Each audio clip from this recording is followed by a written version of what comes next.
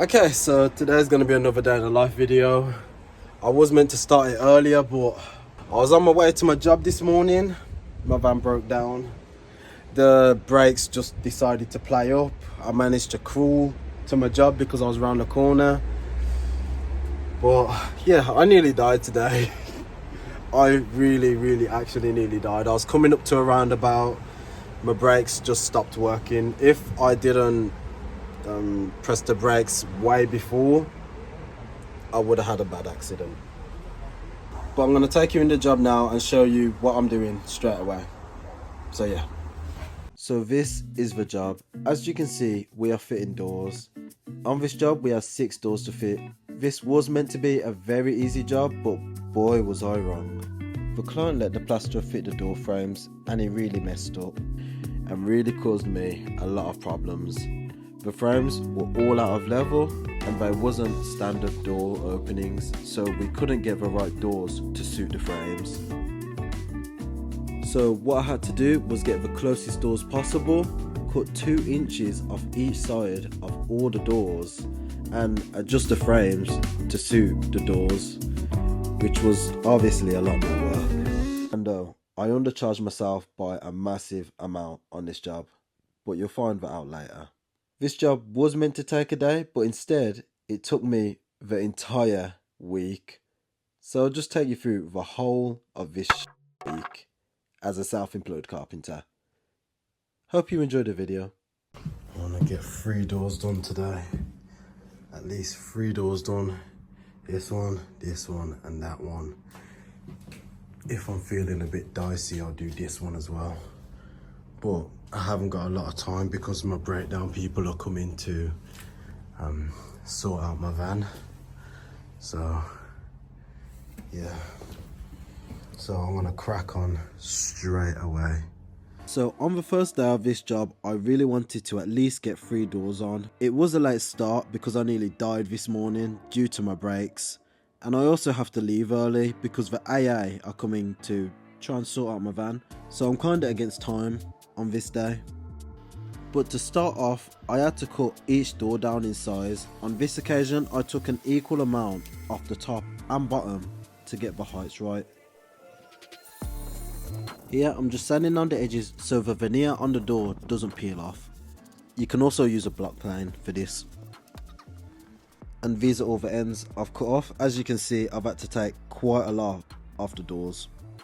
Once the doors are cut to the correct height, I then take them up the stairs, and these are quite heavy doors. Frames are out of level, so I have to plane them. I have to plane the doors to suit the frame. Since I've already done a lot of guides and videos on how to fit doors, I'll quickly run through how I fit this door and then I'll do a quick edit. First, I'm just cutting 2 temporary door stops, so when I put the door in the frame, it just doesn't fall through. I then get the thickness of the door and transfer it onto the door lining. Once that's done, I can then put the door stops on. I'm just screwing it because it's temporary. The client brought me food and drink. Oh yeah, thank you. Do you want any more? No, that's alright, thank you. Thank you. I then get the door in the opening, get the packers and check the gaps on the door and see how much adjustment I need to do. This door lining is a bit too wide for the door. There is many ways of getting over it, but I've spoke to the customer and what I'm going to do is just add a piece of timber onto the door lining to basically bring it out to suit the door, if you know what I mean.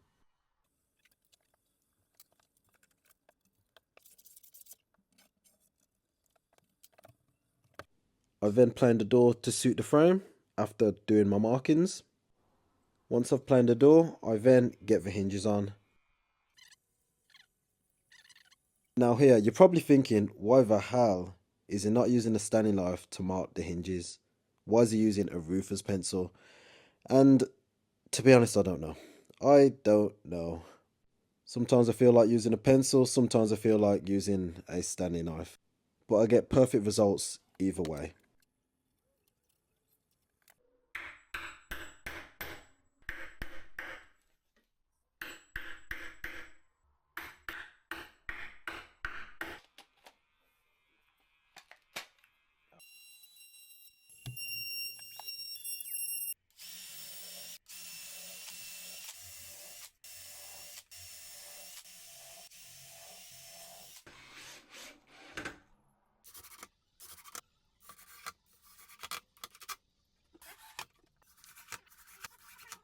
Now that the hinges are on, because the frame is quite a bit wider than the door, I'm going to hang the door and then mark around the hinges.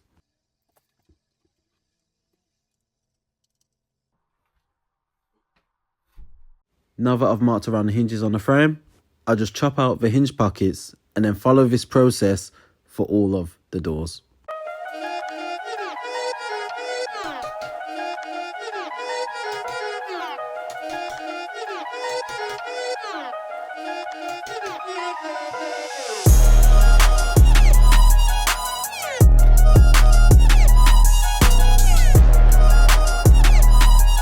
So I've got 3mm gap at the top and the sides, and yeah, I just need to put some timber on because at the moment I can fit my fingers through. It's like a inch gap here. Let's see how much gap it is actually.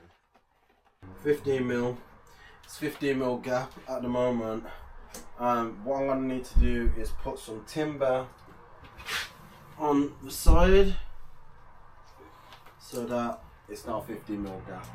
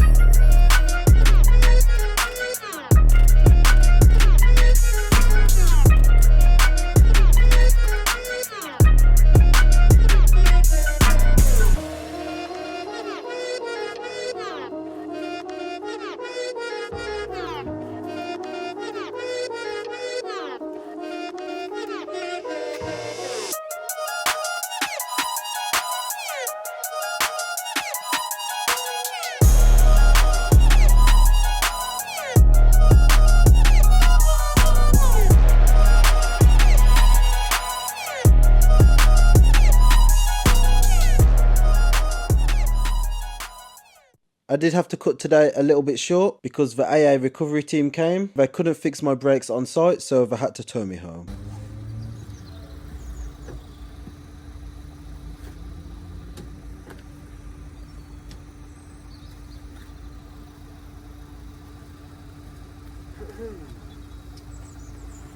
Do you mind if I quickly do my prayer before we go?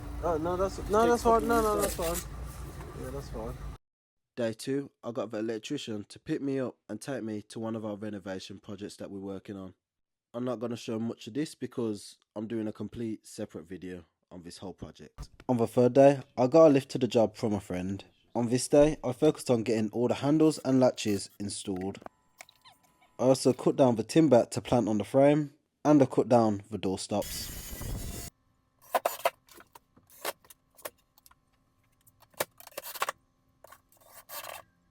I also fitted the locks.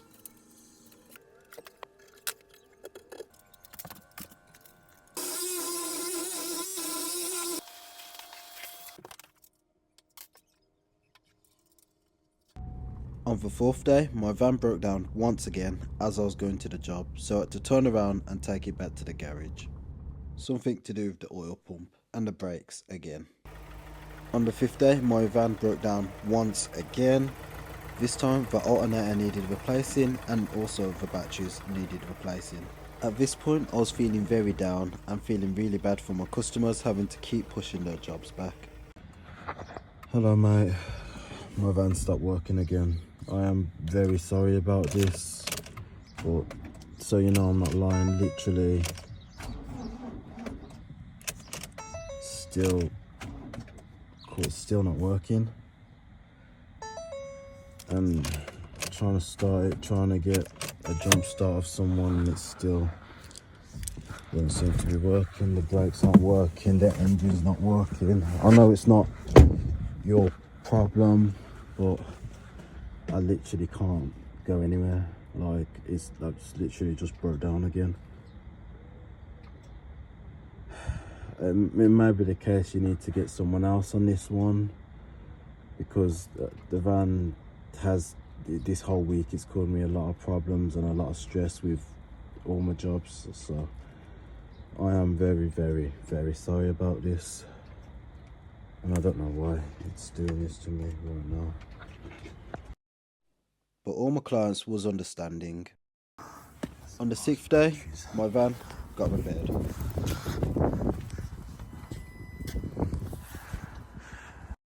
And the 7th day, I was back on the road and I could finally get this job done. So again, I need to cut these doors to size and do any adjustments on the frames.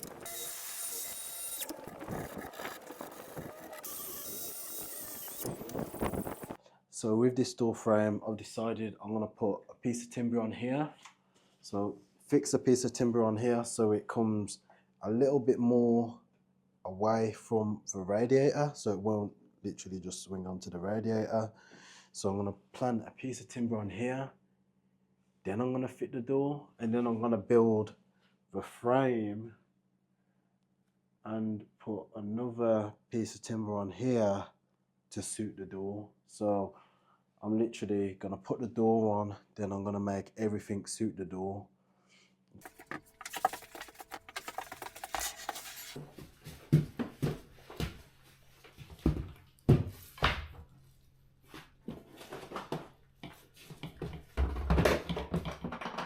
If I pull it in as a frame, make up a frame and put a frame in, it will bring the height of this door frame down, and then this door lining won't be in line with these door linings. I'm a little bit out of breath because I've been carrying doors and rushing about, but yeah, so what I'm going to do is literally just put one leg on here, one leg on there, and pack out this side, frame out this side. Hey Siri, set a timer for 1 hour. Okay, I want to fit this door and do a bit of the framing within an hour, so let's try and get it done as soon as possible.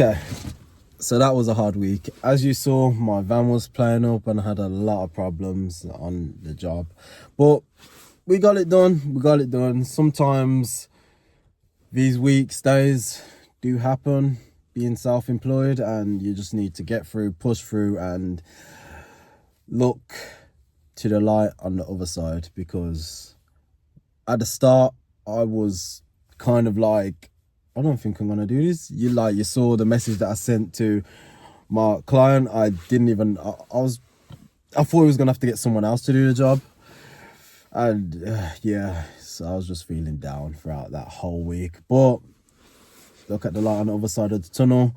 Yeah, I didn't make that much on that job. That was because of me, just my pricing. I priced over pictures, and I went to that job a while ago and I thought I remembered what it was, and he sent me pictures, but I didn't realize that I had to adjust the frames and everything. So when I went there, I saw that I needed to adjust the frames, and I added on £20. So I fitted the doors, and I basically done all of the packing out and the frame adjustments for free. Well, for £20, but yeah. But a good thing is he gave me an extra £30. So in total for that job, I actually made £500 because he tipped me. He saw that I was going through a lot of stress and he tipped me. So although I would have liked to have made a bit more, and I would have normally made a bit more if I priced correctly, it was my fault. And yeah, I just didn't price that good on that job. Never price off pictures or memory. Go to the job and re-quote it. If they want the job done like further down the line, just go to the job, refresh your memory and quote the job again. Okay, re-jog your memory is. But yeah, so I made £500 that day, and then my van playing up, I spent like £1,800 on getting my van repaired. So it was a big hit, but it happens being self-employed. But yeah, as usual, how did I get this job? So this job was through recommendation. So a client who I previously done work for before, he recommended this guy to me.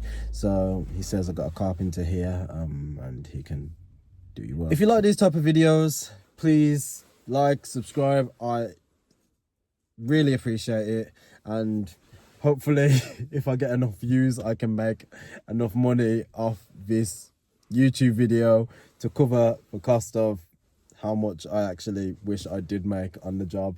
But yeah, if you like the video, please consider liking, subscribing, all of that type of stuff, because it really does help out a lot. And I was up till like 4 AM trying to get this video done for this morning, but it didn't happen, so I'm posting it now. So yeah, hope you enjoyed the video. I enjoyed making it, so yeah, hope you enjoy it too. Goodbye till next week.